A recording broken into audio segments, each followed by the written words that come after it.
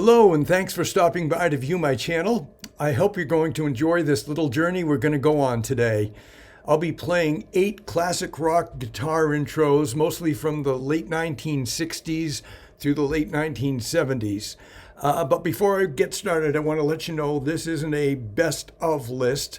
These are just some songs I picked because I felt they were impactful on guitar playing that came after, and also they're just good intros to the songs. And so we're going to go down a little history of guitarists and history of some of these popular songs of the past that featured guitar styling in the intros, something maybe unique at the time or at least adventurous. If you're a guitar nerd like me, you'll probably enjoy this, and if you don't play guitar, you probably also enjoy this, hopefully. So I'm glad you stopped by to visit, and these are generally well-known songs, and I'll give you a little hint as I introduce them, and you can try to guess as we go along, but don't worry, you're not going to be graded on your guesses. So let's get started, and again, thank you for stopping in. This first song from 1970 is a highly respected rock guitar chord riff that opens the song. Many try to play it, and like me, don't get it quite right. So one reason for that is there are actually 2 guitar tracks done simultaneously, one panned hard left and one panned hard right, giving it a wide and deep sound. But like the multitude of guitar players who have tried it, I'm going to give it a try with just doing one track and see how it goes. And another bit of information to give you a hint is, along with that, the singer and drummer from this band that did this song in 1970 later went on to form the band Bad Company. And many view this song and the guitarist Paul Kossoff as finding the holy grail sound of the Les Paul meets Marshall. And I kind of have to agree. But one other thing about this is, okay, they used a Les Paul and a Marshall, but most of the bands in that time were using what's called a treble booster. And obviously it did what it says, boost the treble.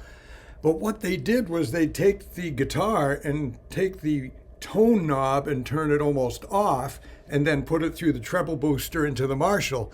And that's how they got that sound, that classic sound.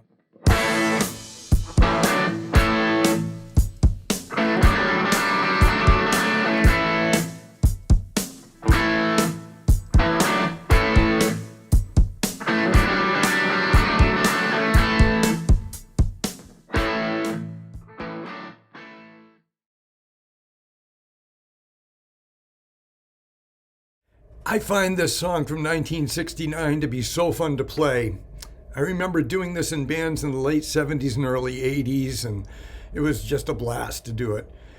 The Canadian guitarist, songwriter, and singer that wrote this was part of many very popular 60s and 70s bands, and he also had a massive solo career, and he's still at it today. But the song is full of unique energy and guitar playing that's untethered by respected norms of guitar playing. And yeah, it's a bit sloppy, and the singer's out of tune, and it's kind of fuzzy sounding, and yeah, it's a simple song, but boy, it has a ton of energy.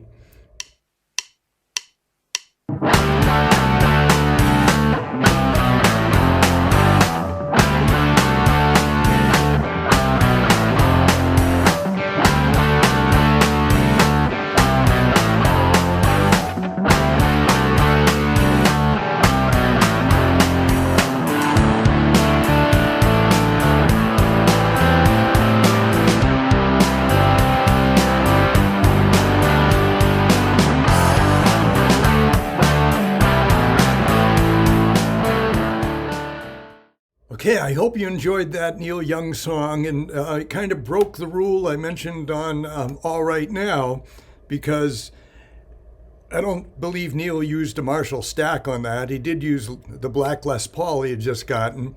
But back in the 60s, I believe Neil Young worked with Randall Smith in hot rodding Fender Princeton amps to give them more preamp overdrive to get that sound. And later on, Randall Smith founded Mesa Boogie and started to build the Mesa Boogie Amp, which Carlos Santana latched on to, and many others. So I don't believe Neil used a treble booster. He used a hot-rodded Fender Princeton or one of the original Mesa Boogie amps for that song.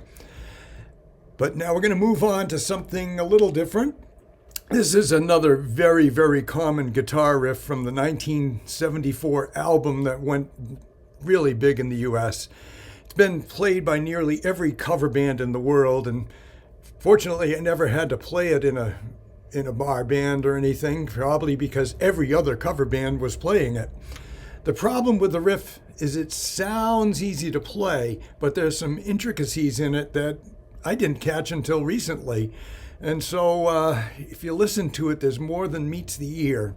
So most bands didn't really do it quite right, but they still played it all the time.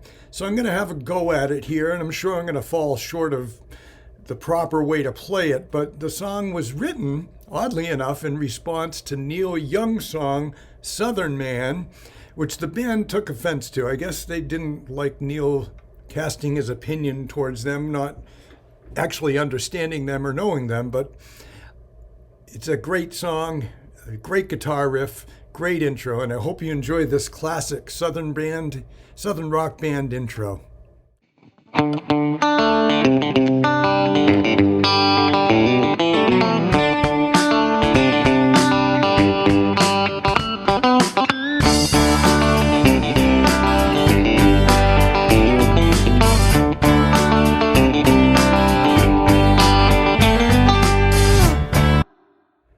This classic rock intro is by one of the most influential guitarists of the 1960s. He simply single-handedly brought guitar playing to a new level, and many others have tried to copy him and copied his approach and use of effects and unique creation of sounds on the guitar.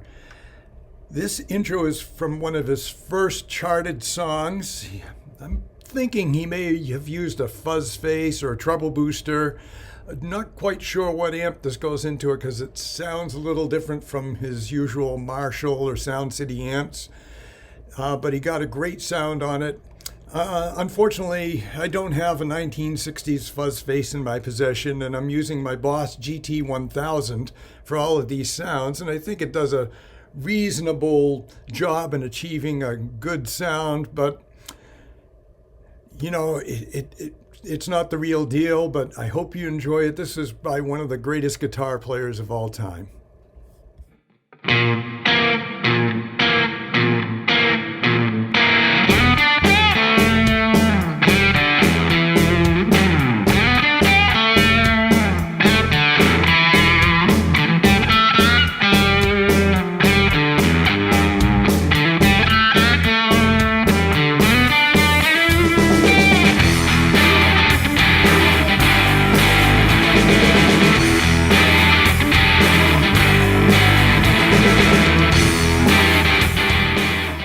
Okay, the same year that Purple Haze came out in '67, there was another song. It was one of the first songs I learned when I started playing electric guitar. It's an easy place to start, and it's a classic riff. And actually, it was written when the bass player from this band came back from a Jimi Hendrix concert and heard something that inspired him to write this riff and write this song. Because he had attended Hendrix's concert in London. This band was the royalty of blues rock and blues for their generation of bands and guitar player.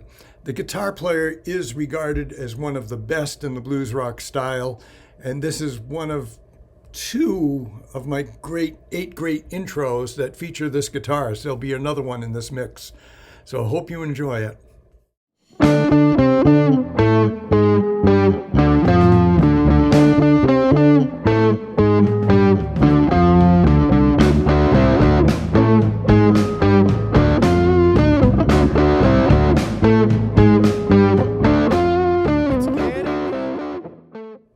This song from 1978 is the newest on this 8-song collection.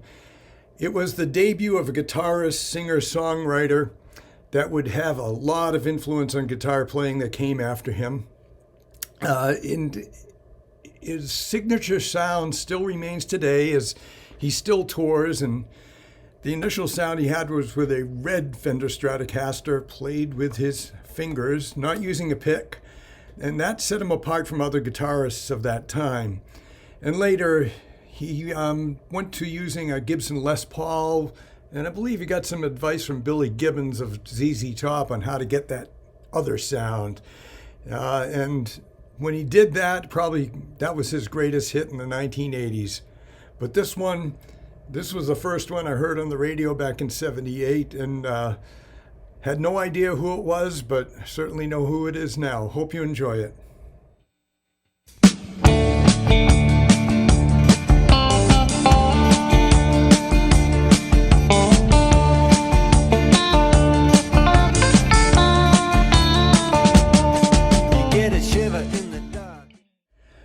Now, this guitar intro may be the most commonly played riff in the history of guitar.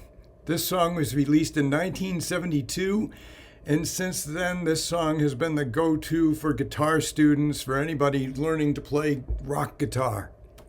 If you went into any music store in the 70s or 80s, you would likely hear somebody playing this riff over and over again.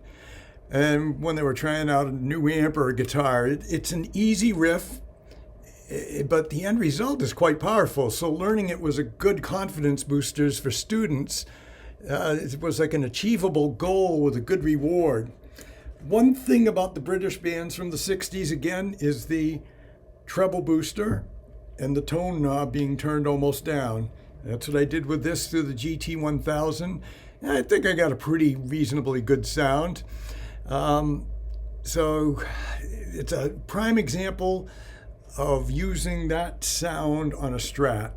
The song is chronicled by the band's experience in Montreux, Switzerland, as they watched a casino burn down. So you probably know what this one is, and this is my second to last one, so hang in there if this is overkill for you, because you might like the last one better. But here it goes, the most popular riff in the world.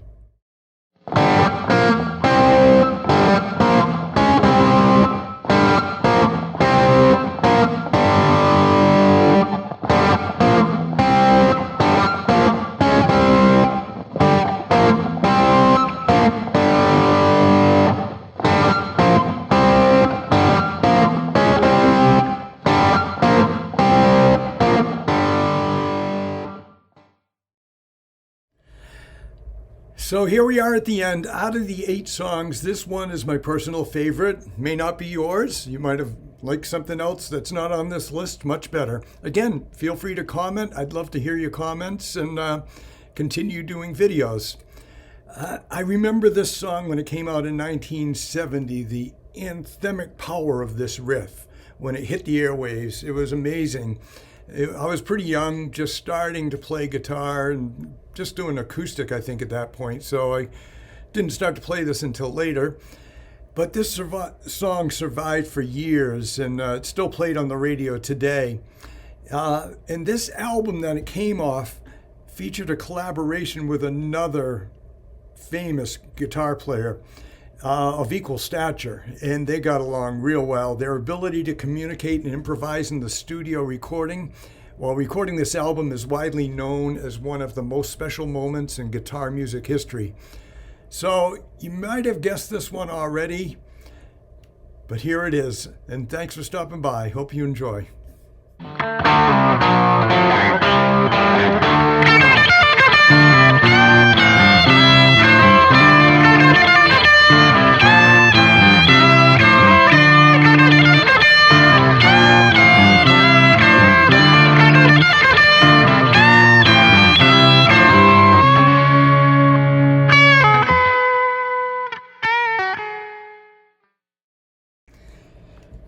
Well, there it is, the classic Eric Clapton, Duane Allman intro.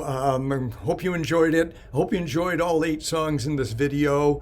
And I thank you for stopping by and visiting my channel. And if you can, please like and subscribe. There'll be buttons here that you can push on to do that. I'd like to continue doing videos, and your support really helps me. And let me know if there's any songs you'd like me to cover. And I'm kind of leaning towards the next one, maybe 8 acoustic guitar classic rock intros. So I'll be thinking about that. If you have any ideas for that, let me know. And again, thank you again for stopping by. Much appreciated.